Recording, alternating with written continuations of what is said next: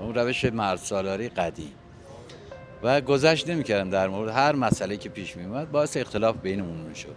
ولی سن که یواش یواش میره بالا از بعضی از مسائل میشه گذشت.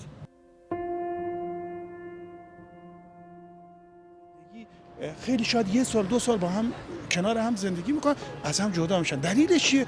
دلیلش همین وضعیت آره گذشت نمیکنه. طرف شد من با همسرم 22 سال زندگی میکنم، شاید خیلی چیزا، شاید طلا مثلا ما نداشتیم بخریم، ولی خانمم خیلی راحت از کنار این مسئله گذشت کرده. چرا؟ چون برای آینده بچه‌هامون داریم میسازیم، میگیم که نباید از اون خط قرمزاتون بگذرین. یعنی هر چقدر که طرفو دوست داشته باشین نباید از خط قرمزی بگذرین و برای من به نظرم اگه طرف از خط قرمزم بگذره چیزی نیستش که بتونم. اول که یه سوال دارم، شما چند سال ازدواج کردید؟ من 22 ساله. 22 سال. بله. یه سوال دارم، این که شما توی زندگی با توجه به این 22 سالی که حالا زندگی زناشویی داشتید، از چیا به نظرتون باید چشم پوشی بکنیم و بگذریم؟ حالا توی زندگی کلا از چیا نباید بگذریم؟ خیلی ها میون این دوتا قاطی میکنن، بعضی چیا نباید سخت بگیرن، سخت میگیرن، برعکس. خیانت رو که هیچ وقت نمیشه ازش بگذریم. خیانت اصلا گذشتی نداره، ولی بعضی وقتا آدم یه اشتباهایی یا یه دروغایی میگه، اون موقع میشه ازش بگذری. حالا مثلا برای توضیح بده طرف مقابلت که بگی آره مثلا این طوری شد که سوء تفاهم برای تو پیش نیاد، دیگه تو هم میتونی باهاش کنار بیای که چه جوری بوده، چه اتفاقی افتاده، دیگه اونجا میتونی چشم پوشی کنی از این چیز. بعد مثلا خودت خیانت رو توی چی میدونی؟ در چه حد باشه؟ یکی میگه من شماره یه آقایی رو توی چت خانومم ببینم که داره باش صحبت میکنه، اون خیانته. یکی صحبت میکنه، خیانته. یکی سر قرار ببینه، خیانته. یکی حالا دیگه خیانت هر چیزی که طرف مقابلت بعدش بیاد میشه خیانت. انجام بدی میشه خیانت. یعنی هر چیزی که طرف مقابلت خوشش نیاد تو انجام بدی میشه خیانت. صرفا ارتباط با یکی دیگه هم نیست، هر چیزی که گفتی هر بده. چیزی که بعدش بیاد تو دوست نداشته باشه که تو رابطه باشه میشه خیانت. جالب بود واقعا. حالا چه چیزی گفتی اون که میتونیم چشم پوشی بشه؟ همون چیزای دم دستی. یه حالا دروغی گفت، این چیزا میشه چشم پوشی کنه. هر چیزی دیگه باید رابطه همیشه اصل مهم رابطه وفادار بودن و تعهد داشتن. این چیزی غیر اینا نیست. تو رابطه اصلش وفادار بودن و تعهد داشتن. خیلی هم عالی. سلامت باشی. خانم اگه شما میکروفون رو بدم اوکی صحبت کنه. سوال یه خود فقط یه بار. نزدیکم نمیای تو. خب از پشت مشکل ندارم. خب 100% که خیانت هیچ وقت چشم‌پوشی نمیشه. خیانت، حرف زدن، چت کردن، دیدن، هر چیزی اصلا چشم‌پوشی نمیشه از نظر من. مثلا شاید بعضیا بتونن چشم‌پوشی کنن و یعنی واقعا دوستش هم داشته باشید، بعد کلی بیاد خودشو بزنه بگه دیگه بار آخرمه، قسم و آیه و التماس. خب فرصت رو حالا به هر آدم میشه یه بار داد واقعا، ولی خب اگه اون اشتباه تکرار بشه که اصلا دیگه هیچ فایده‌ای نداره. خب از چه چیزی به نظرتون قابل گذشته که اگه یه اتفاقی هم افتاد؟ قابل گذشت به نظر من تو رابطه دو طرف باید با هم راستگو باشن، ولی خب حالا اگه یه اتفاق خیلی کوچیکی بود یا قابل بخشش بود به نظر من اوکیه، ولی نه مثلا مثل دختر و چیزا. دختر اصلا. با اجازهتون یه چیزی هم بگم، قبل از ضبط ویدیو گفتید مسائل مالی هم برای من آنچنان بی اهمیت نیست. اون چقدر براتون قابل گذشت یا غیر قابل گذشته که مثلا با یه پسری میرید بیرون توی 1 ماه نگه من جیبم خالیه نمیتونم حالا مثلا یه جا رفتیم مهمونت کنم و حالا کلا هر چیزی؟ خب ببین کلا پسری که دستش تو جیب خودش باشه و همیشه پشتش پر باشه خیلی بهتره تا اینکه مثلا یه جا رفتی آقا گیر کنین بتونی مثلا آقا بهش پشت تکیه‌گاهت باشه. اینجوری خیلی بهتره تا پسری که مثلا بگی نه اون که اصلا نداره من نمیتونم بهش مثلا اعتماد کنم فلان. اینجوری یعنی اینجوری که مثلا زنگ بزنی بهش آقا سپه من یه جا گیر کردم 2 میلیون 3 میلیون همین الان میخوام بزنی به حسابم، در این حده یا بیشتر کمتر چه جوری؟ نه کمتر، بیشتر در همین حد دیگه، بیشتر اون دیگه نیست سره. نظر شما چیه با توجه به تجربه‌ای که دارید؟ من تو سن و سالی که الان با ایشون در ارتباط هستیم، یعنی در حقیقت ازدواج کردیم، 40 سال ازش میگذره و این 40 سال شامل مراحل مختلفی بوده.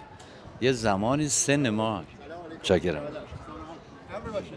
یه زمانی سن و سال من ایجاب میکرد که کوچکترین حرفی رو از ایشون نشنفم و در حقیقت ایشون در حقیقت تابع خودم باید باشه، اون روش مرد سالاری قدیم و گذشت نمی‌کردم در مورد هر مسئله که پیش می‌اومد، باعث اختلاف بینمون میشد.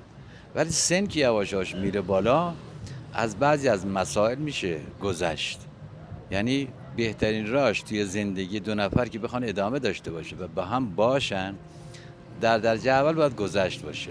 اگه من ببینم ایشون از مسائلی در خونه ناراحت هست، یا از نظر بچه یا از نظر وضعیت مادی، هر آسایشی، هر چی که حساب کنید، برمیگرده تند میشه روی من باید حساب کنم که از یه جای فشار بهش اومده و داره پیاده میکنه، من باید سکوت بکنم. یا من اگه از بیرون یه مشکلی برام به وجود اومد، مشکل رو بذارم پشت در، ولی بعضی وقتا میاد این مشکل همراه من میاد تو خونه. من اگه بخوام نشونم ندم، ایشون از قیافه من متوجه میشه که من امروز به یه مشکل برخورد کردم، بلافاصله میگه چیه فلانه.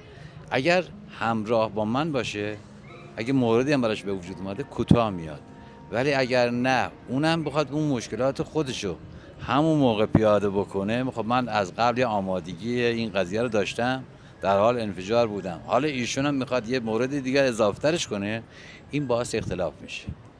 اینی که زن و شوهر در زمانی که با هم دارن زندگی میکنن، وقتی یکشون دیدن ناراحت شد، حالا چه مرد چه زن، اون یکی باید یه مقدار کوتاه بیاد، کوتاه بکنه در حقیقت، یا بشنوه ساکت باشه، بعد برسه به این قضیه. اگه همون آن بخواد عکس العمل نشون بده، غالبا اختلاف به وجود میاد. و اکثر زندگی‌های امروز هم که ما داریم می‌بینیم، حساب زن و شوهر جدید توی این سن و سالی که ما داریم می‌بینیم، اینا دوتاشون میخوان عین هم باشن، هیچ کدومشون کوتاه نمیان. حرف منه. به قول خودتون گفتید اوایل ازدواج مرد سالاری یکم بوده، مثلا یه مسئله برای بچه‌ها بود، حرف منه، مثلا چیای اقتصادی حرف منه. اینو منظورتون بود؟ بله. الان به شکلی هست که زن و شوهرها در حقیقت شکلی هست که هر دوشون صاحب یک کار هستن، یه صاحب درآمد هستن. اون درآمدی که مشترک دارن، یا هر خانمی که سر کار هست خودش درآمد داشته باشه، در نتیجه تابع مردش نمیشه. من اینو دیدم، به عینه دیدم. ولی اگر شکل باشه که با هم زندگی بکنن و ندار باشن، دارایی‌هاشون روی یک حساب بریزن و با هم خرج بکنن و مسئله مادی رو نکشن تو زندگیشون، زندگی پایداری میتونن داشته باشن. در غیر این صورت میبینید که اکثر ازدواجات به 1 سال نمیرسه، جدا میشن اصلا دیگه. درسته. این هم که گفتید کم کم توی این مسائل آدم کوتاه میاد، ما هم همینجور زوجه اینجور شدیم، خیلی ها نمیان، بدتر سختگیرتر میشن هر چقدر میگذره. قبلا مثلا میگه آره کوتاه میان، ولی دیگه مثلا اینجوری نیست که بگیم همه خانواده هم به یه پختگی میرسن، بعضیا نه، سختگیرتر میشن، کوتاه نمیان. اینجوری اصل زندگی اعتماد زن و شوهر به هم دیگه. اگر من به خانمم که 40 سال با من داره زندگی میکنه، کاملا بگم سرمایه من اعتمادیه که به ایشون دارم. کار ندارم که الان در چه وضعیتی هستم. زندگی من در حقیقت رو پایه چرخ ایشون داره میچرخه. ایشون داره مدیریت میکنه زندگی منو، در صورتی که روز اول من مدیر بودم.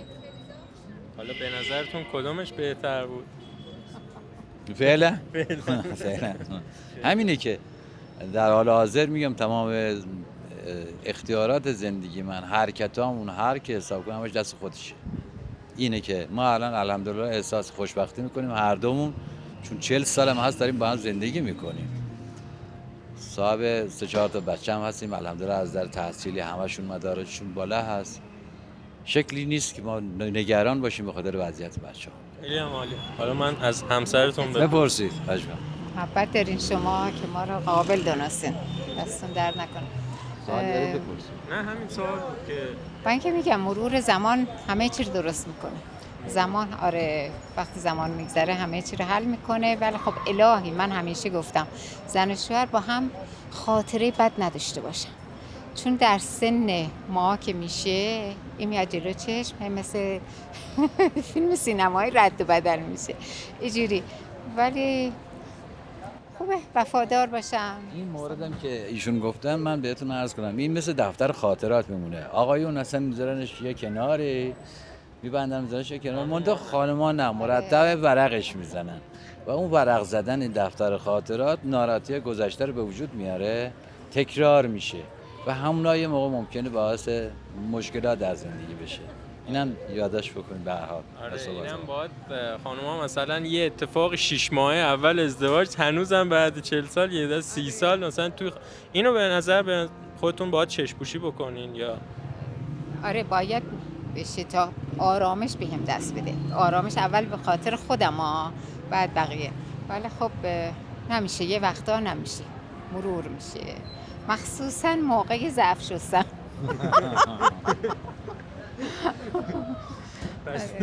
پس دیگه باز شما ضربار از فردا ما دیگه میشوریم.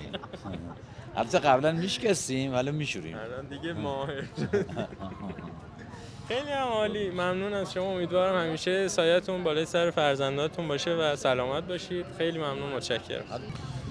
ببین ناگهان کلا حساسیت زیادی خوب نیست، زیاد فهمیدن خوب نیست. یه وقتایی به قولم مرد مجبور میشه به یه راهی بره که دوست نداره، ولی دیگه مجبوره، یا ای که خسته شده از این یک نواختی زندگی، دوست داره یه چیزی تجربه کنه، نه ای که مثلا خانواده‌اش دوست نداره یا ای که زنش نمیخواد، بچه‌هاش نمیخواد، همین دوست داره که مثلا یه راهی بره به عنوان تنوع، بره دوباره برگرده به چسب خونه زندگیش.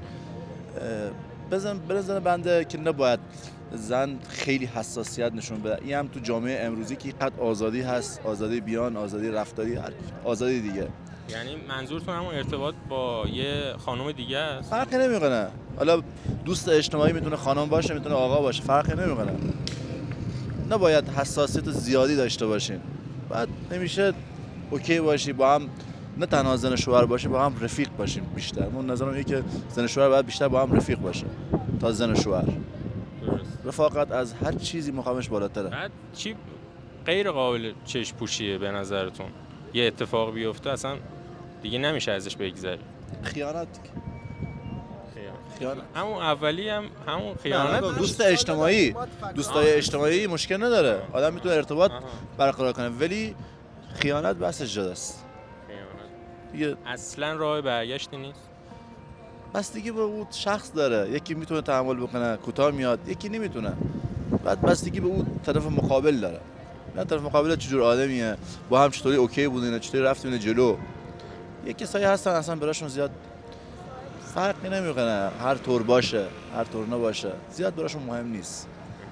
خیلی ممنون. قربونت برم. بحث تربیت رو که عرض کردم خدمتتون اصلا نباید گذشت کرد، چون جامعه به یه سمت سوی رفته که شاید اون فضای مطلوب نیست. اینجاها نباید اجازه داد بچه ها وارد اون سیستم هایی که شاید حالا از نظر من آلوده باشه وارد بشن، ولی بحث مثلا تو مدارس که حالا رو بحث آموزش بخوام تکیه بکنم، بچه هامو بخوام تحت فشار قرار بدم، بحث‌های روحی براشون ایجاد بکنم که نه شما با حتما وارد مثلا این تیزوشان بشی یا برید درس بخونی اینجور، نه اون فضاها رو باید یه جورایی لطیفتر باشه، جوری باشون برخورد بکنی که مثلا راحت‌تر بتونن اون بحث آموزشه و همراه با پرورش جلو ببرن.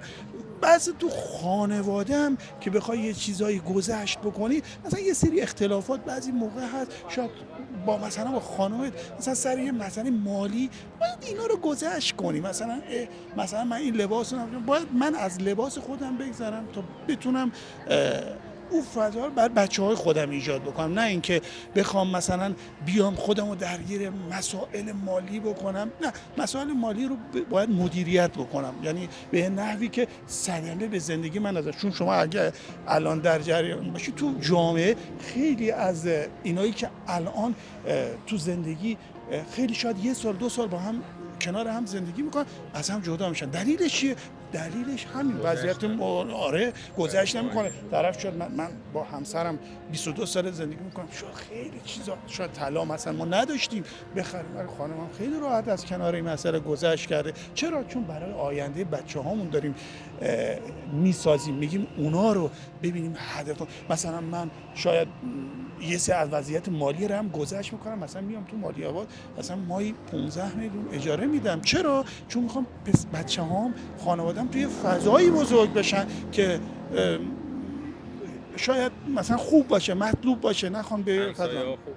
دقیقاً محیط خوبو مثلا ازش مثلا به خاطر پول ازش گذشت نمی‌کنم، پولو میذارم کنار، وضعیت مالی رو بالاخره میتونم سامان بدم. این مسائل رو میشه تو زندگی ازش گذشت کرد، به خصوص مالی که امروز اختلافات زندگی و از همگسستگی زندگی‌هایی که نسل جدید جوانای امروزمون دارن تجربه می‌کنن، میشه با این.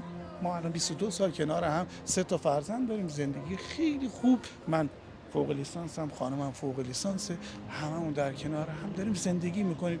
شاید اون الان میخواد بره شاغل بشه، شرایط جور نمیشه، من باید کمک بکنم که او تو زندگی دچار افسردگی نشه، بیا زندگی کنار بچه‌هاش با شوق زندگی بکنه. اینا مسائلی که میشه یواش یواش تو زندگی روزمره کنارش زد، باهاش همراه شد و به قولن کنارش زد. یه جورایی همراه شدن باهاش میشه رفع کرد این مسائل. حالا تو این 22 سال تجربه‌ای که داشتید، واقعا از چی نباید زوج‌ها، حالا چه برای خودشون، رابطه بین خودشون یا بچه‌ها، چشم پوشی نباید بکنن، اصلا چشمشون نباید ببندن؟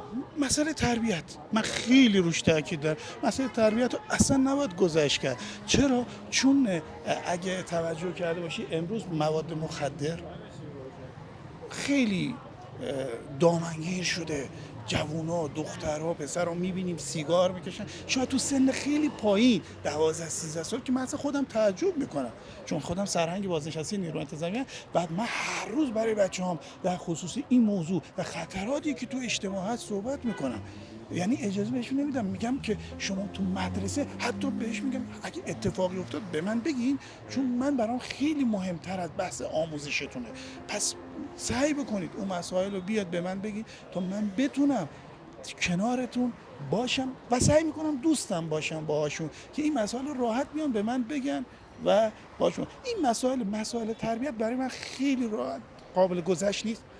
بحث شاید مثلا حالا مثلا خیلی چیزای دیگه هست که مثلا میشه بگی نباید گذشت کرد، حالا شاید من نگم بهتره، ولی خب آدم باید سعی کنه خانواده رو جمع بکنه دور هم. یعنی این خیلی خانواده خیلی مهمه، چون پایه و اساس بچه‌ها، اساس یک جامعه همین خانواده است که اگه جلوشو نگرفتی، اگه نتونستی جمعش بکنی، آینده‌ای هم برای خودت متصور نیستی و شکست میخوری. و یه روزی شاید من تجربه دوستا، همکارای خودمو دارم که یه فرزندایی داخل زندگیشونن که داره همه صدمه بهشون میزنه، خیلی سختن. بعد این مثلا من خودم بابام به من اشاره میکنه هر موقع، میگه من خیلی خوشم میاد که شما داری تو زندگی بچه‌های خوب تربیت میکنی، این دیسیپلین رو، این نظم رو تو زندگیت رعایت کردی و بیشتر به مسائل مالی تکیه نکردی، اومدی آقا گفتی اون قدری که دارم زندگی میکنم ازشم لذت میبرم. این موضوع است. ممنون. من این 2 تا سوالی که پرسیدم خیلی جالب بود برام. هم گفتید مسائلی که نمیشه چشم پوشی کرد و گفتید توی تربیت خانواده هم چشم پوشی کرد و گفتید درست. یعنی یه حد وسطی دارید که از یه چیزا رو نمیگذارید، از یه چیزا میگید حالا باید لطیف‌تر باشه و منعطف‌تر باشیم و اینا. خیلی ممنون. خیلی خوشحال شدیم. قربان شما. سپاسگزارم. یه سری خط قرمزا دارین که نباید از اون خط قرمزاتون بگذرین. یعنی هر چقدر که طرف دوست داشته باشین نباید از خط قرمزی بگذرین و برای من به نظرم اگه طرف از خط قرمزم بگذره چیزی نیستش که بتونم. چیا هست؟ خب دیگه حالا خط قرمزای من مثلا اینه که من کلا خودم با فرند دختر اوکی نیستم، چون بالاخره هر کسی که آره رفیق دختر اوکی نیستم که مثلا طرف صحبت کنه و اینکه اگه مثلا رفیقاش هم آدمایی باشن که خیلی آدمای اوکی نباشن کنه از نظر اخلاقی جزء خط قرمزای من قرار میگیرن، ولی در صورتی که مثلا آدم خوبی باشن مشکل ندارم ارتباط داشته باشه. دیگه چی؟ دیگه اینکه خب طرف مثلا توی مهمونی میخواد بره، جایی میخواد بره، خب میتونه با پارتنرش بره. یعنی من خودم مشکل ندارم که باهاش برم، میتونه با پارتنرش یه سری جاها رو بره و وقتی با یه نفر تو رابطه است به نظرم نیاز به پنهون کردنش نیستش که به اطرافیانش نگه که توی رابطه است. حالا لازم نیست بگی با چه شخصی اسم و این چیزا بیاری، ولی خب بالاخره مثلا در حدی که بگی من تو رابطه‌ام به نظرم کافیه. آره از چه چیزایی واقعا به نظر جامعه مهم جلوه میاد ولی از نظر شما یا مثلا بعضیا فکر میکنید قاطی براشون هست که مثلا یه چیز عادی مهم جلوه میده، از نظر شما چی عادیه که میشه چشم پوشی کرد اگر پیش بیاد؟ والا الان اکثرا کسایی هستن که خیلی طرز فکراشون بروز شده، ولی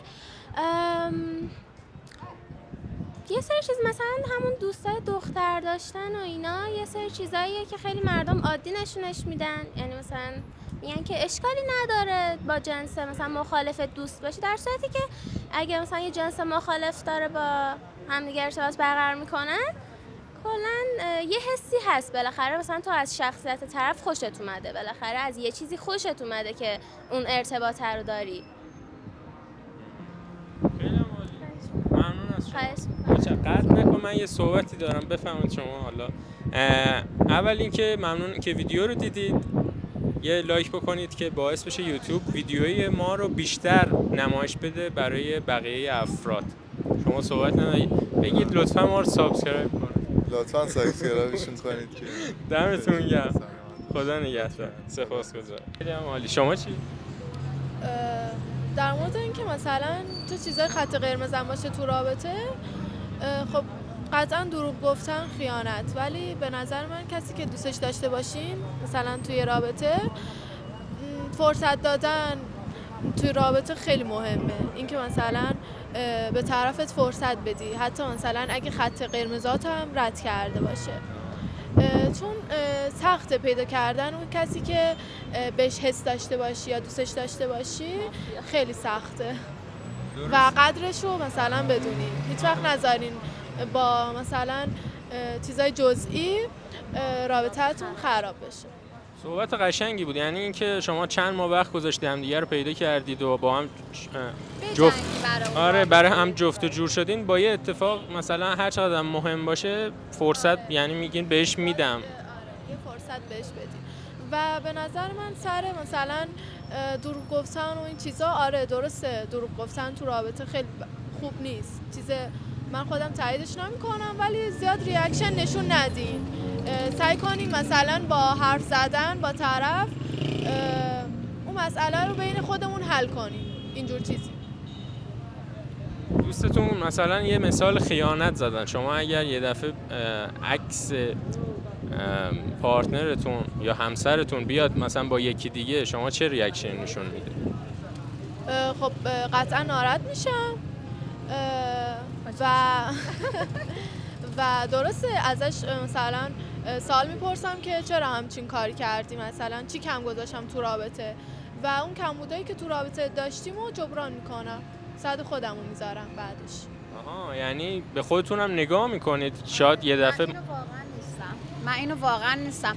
خب ببین اون خیانت کرده، تو واقعا چیزی کم نداشتی. شما کم داشتی بهت میگو، مثلا میگفت این اخلاقت بده، این ظاهرت تو رو درست. موقعی که تو رو داشته رفته با یکی دیگه. آره. اگه تو کم بودی براش مثلا نمیرفت با یکی دیگه، پس اون خودش کم بود داره. آره دیگه. آره هر کسی خب بستگی به طرفم داره که مثلا طرف تنوع طلبه، آقا قانع نیست به یه نفر، اونو نمیشه قانع کرد، ولی کسی که هم اون عاشقته هم تو عاشقشی، بعضی وقتا بعضی خیانت‌ها از سر لجبازیه، بعضی خیانت‌ها نه از عمده وقتی خیانت از سر لجبازی باشه با اون میشه کنار بیای. من خودم قطعا با خیانتی که از عمد باشه و طرف اینجور شخصیتی داشته باشه کنار نمیام، ولی باید دیگه تو رابطه یه چیزایی هم درک کنی، یه چیزایی هم بفهمی. اینجور. بالاخره هر کسی یه اخلاقی داره و یه طرز تفکری داره. ممنون از وقتی گذاشتید، صحبتی که داشتید. ممنون، متشکرم. خواهش می‌کنم.